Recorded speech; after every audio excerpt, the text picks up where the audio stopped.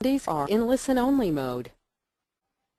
Founder of the Alliance of Merger and Acquisition Advisors. Mike is one of our featured speakers at our upcoming symposium on March 15th, where I know he'll be really critical information to any business owner or executive or advisor to business owners and executives looking to connect with capital, and to connect with them in an effective way so that you actually get the capital so you can infuse it into your business and grow your enterprise. So with that said, I'm going to go ahead and introduce Mr. He does have a lengthy resume. If anybody's interested in looking at his background and resume, we certainly can make that available to you. And without any further ado, Mr. Mike Nall. Very, very pleased to be with you today, and happy to share some of our thoughts and perspectives on the marketplace. The Alliance of M&A Advisors has near 50 members now, M&A professionals of all types focused on the middle market throughout the world. So very happy to be able to give you some of our perspective on the market today and the opportunity for those involved in the middle market. And I know, as we've talked, Bruce, this is such an fragmented marketplace filled with opportunity, and yet there's great inefficiency as well. So we're happy to be teamed up with Equinicity and bring solutions that work in this space. Just to give everybody a little perspective on the middle market, oftentimes the question comes up, what's meant by the middle market? Advisors have found where the middle market is really hundreds of thousands of private companies, generally with sales between 5 and 500 million. Typically large companies, certainly the multinationals are generally those with sales of a billion or more. And then the vast majority of companies in America are really very small, mom and pop type businesses. That's where the millions are. But our market space, our members focus on the special needs of private companies, and there are 1,000 such businesses in this middle market. So we found there's a significant part of our economy that is generated by this sector, 40%, and that's always a surprise to many, because when you look at the newspaper, you read about the big public company deals, which dominates the press and the schools of business, and most of what we've been taught, it seems it's either focused on the large companies or the very small local type businesses. The middle market is oftentimes overlooked, but as you can see, it's such a dominant part of the economy, and the private company owners that have very special needs, and the marketplace is one where there's certainly a need for much information and professional connection in order to be able to optimize the results. And just wanted to share this overview with those on the call to be able to get some appreciation for the size of this middle market, the significance to our overall GDP, and the fact that, as you can see from a valuation market value perspective, clearly middle market companies sell at the big multiples that the large multinationals do, but they do sell at a multiple of earnings that would be significantly greater than smaller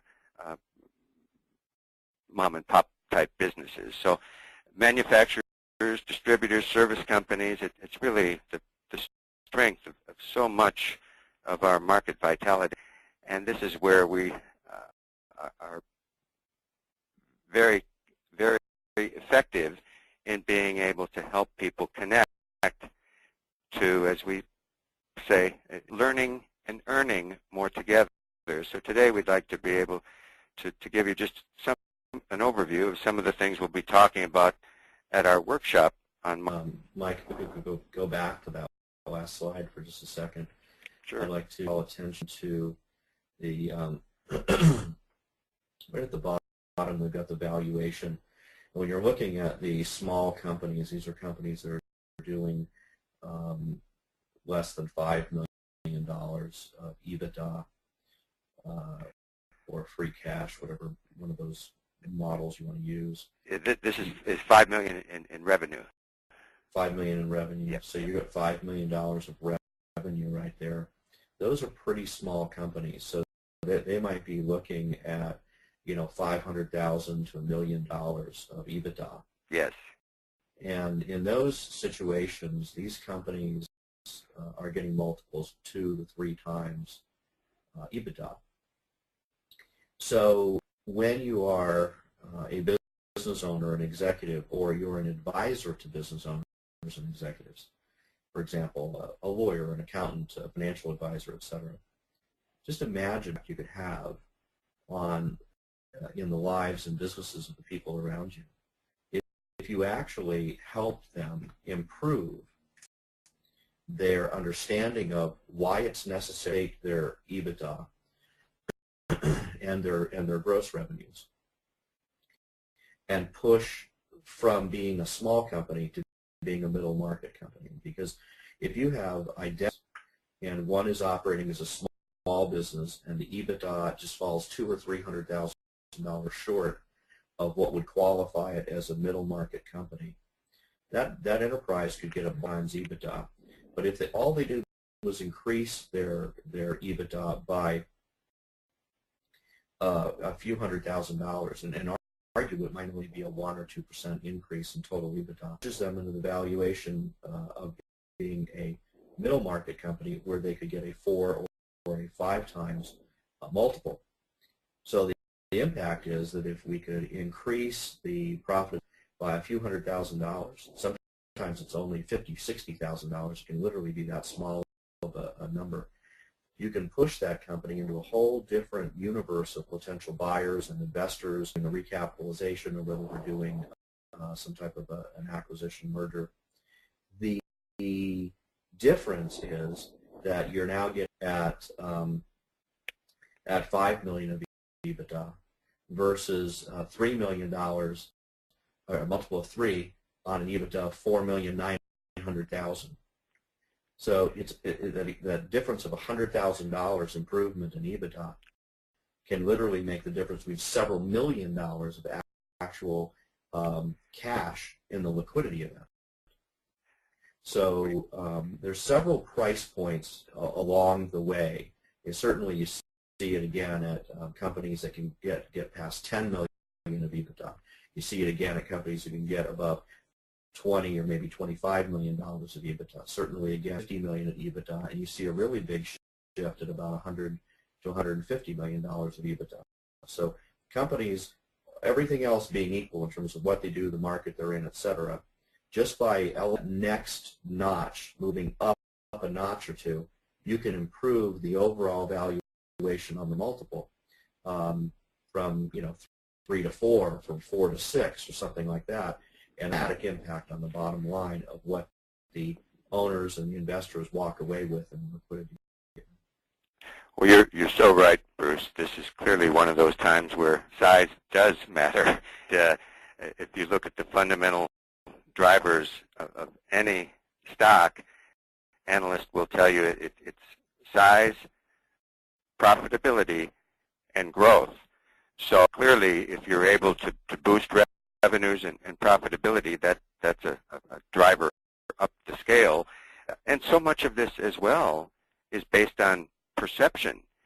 There are small companies that are positioned and groomed to have the fundamentals in place for economies of scale and various efficiency, viewed by investors as having the characteristics of larger, more desirable companies. And just understanding this perspective on value, you can see are made simply following the adage, as noted by Rob Slee, who teaches for the Alliance of M&A Advisors, if you're simply able to, as he puts it, and sell right, in other words, aggregate and roll up a number of smaller companies at lower multiples, you're going to be viewed as a largeable business. So perception is so key, and this is clearly one of the things that one can do to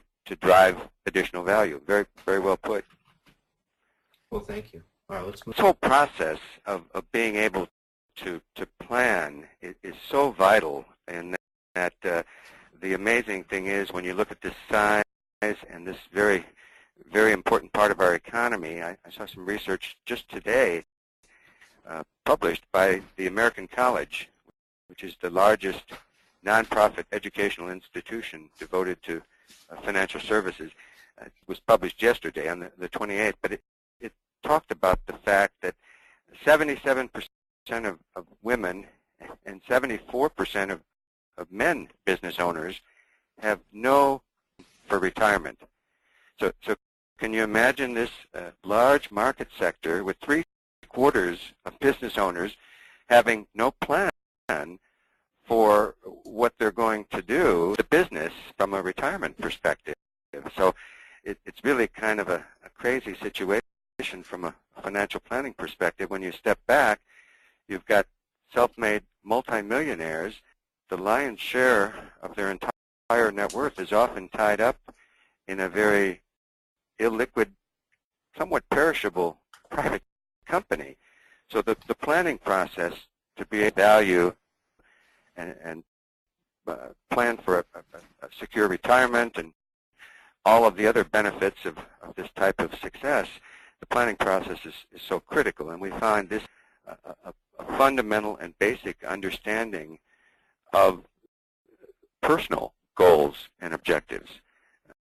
As we found over the years, owner motives matter most, and although one might assume that it simply is going to be the highest price or the most confidential transaction or whatever other factor might be important, you never really know what's most important until you take the time for the understanding, the assessment to be sensitive to the needs of private company owners. And I think this is one of the reasons why our organization is particularly pleased to be working with Bruce. We really know that you have a great amount of experience in this regard, Bruce, and the books that you've published, we encourage people to review and understand before about any type of an M&A transaction, because this is really where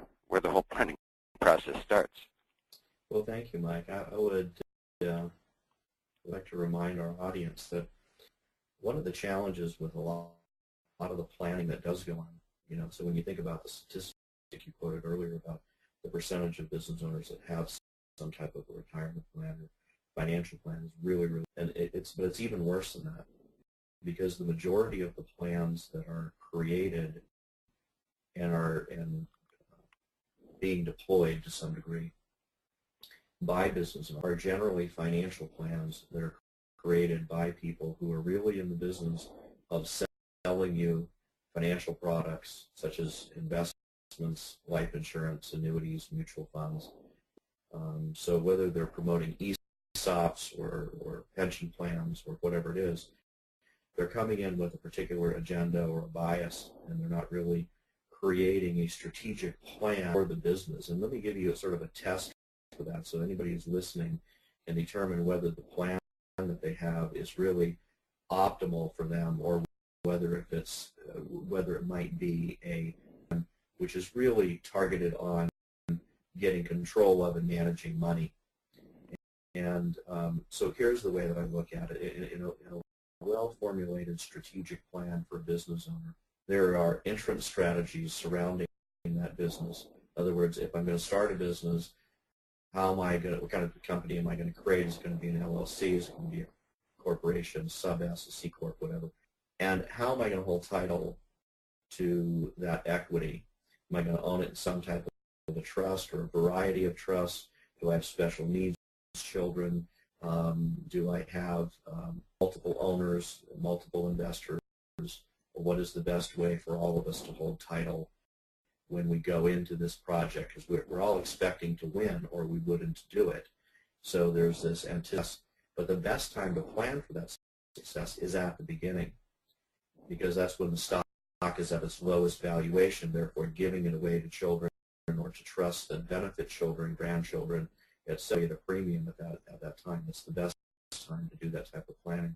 And then the other thing is, with regard to growing the business, what is the growth plan? How long are we going to grow it?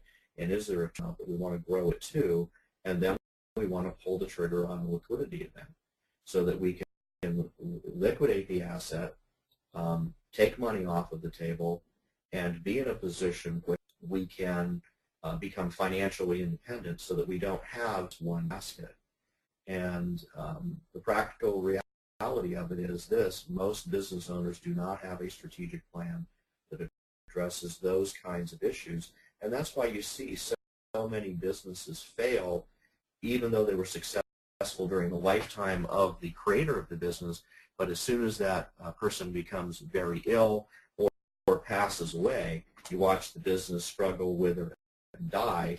That wealth that used to exist, at least on paper, as a $5 or $10 million, $20 million, maybe even a $500 million private equity company, all of that wealth just seems to just disappear and go away unless there's a continuation plan. The plan could involve passing the business on to the next series of owners, whether they are family members or are not family members.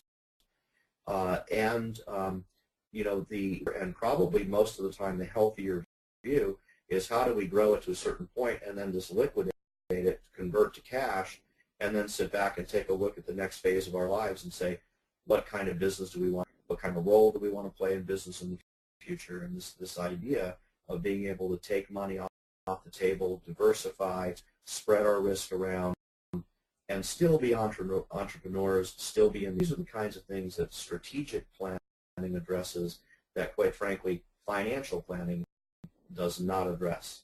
So it's very important to make that clarification as to what kind of plan. Because any plan will do, there needs to be a plan that really revolves around the business itself. So true. And today, there's more options and alternatives than most people would ever imagine. But it's certainly a methodical, organized approach, because having been in the M&A business for several decades, the saddest phone calls I've ever received are those who decided to do nothing. And yet the thing we know, change is inevitable, and inevitably due to competition, a change of technology, loss of a key employee, litigation. Things happen, and many companies, you could see a lifetime of value dissipated. So that the planning and understanding the options and alternatives, and being able then to measure what it's going to take in the way of, in order to achieve and accomplish the desired future as you determine it to be, compared to the projected market value, with an understanding of the marketplace, the business, and the potential, and then being able to know what the gap is, the difference between what you've got, have, and what you'll need, and then planning to be able to manage, grow, and build a recapitalization, growth through M&A. Merger and acquisition work is not just about exiting or cashing in, but it's also about growing and building. This is how the largest multinationals in the world grow, is only in small part organically, internally. They grow in major fashion through deals, through acquisitions and M&A, and there's more capital available today than ever before to support this type of activity. Private equity groups have approaching some $450 billion at last count numbers are in the trillions. They're at record levels. So the thing we know today is there's lots of all to have the help to understand which alternatives and options fit with your particular needs and the desired future as you expect it, would like it to be. And this is certainly all part of the planning process that would no doubt take place over a number of months, but it's hard to manage being able to measure. So this is an ongoing process, a multidisciplinary team effort. You want to make sure that this involves not only the CPA, the right attorney, an experienced personal financial planning expert, as well as the M&A transaction business planning expert. This multidisciplinary team approach can yield a very, very optimal result, and yet it's staggering when you consider what the alternatively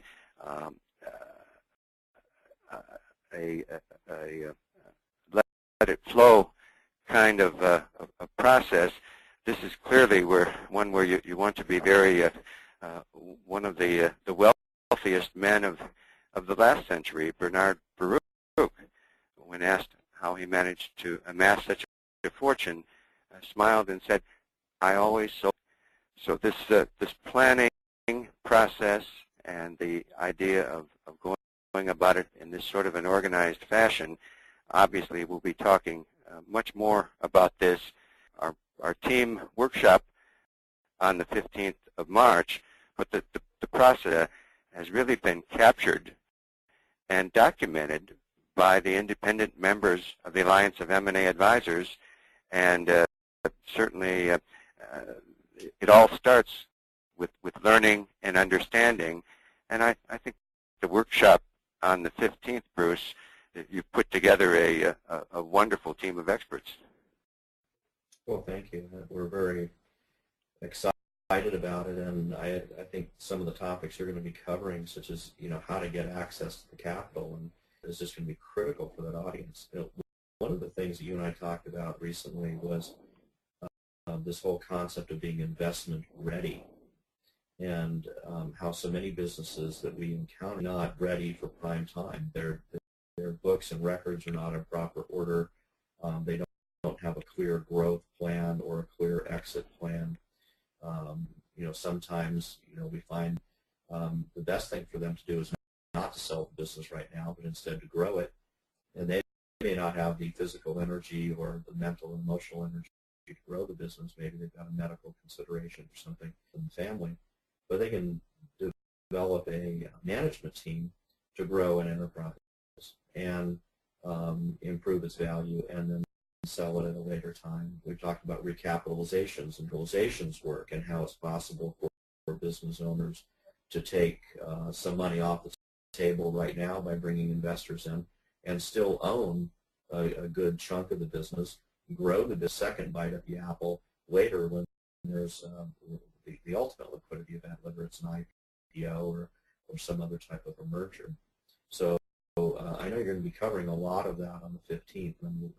Well, I think that this is a clearly an ideal time to be looking at options and alternatives, certainly with the uptick in the overall market sentiment.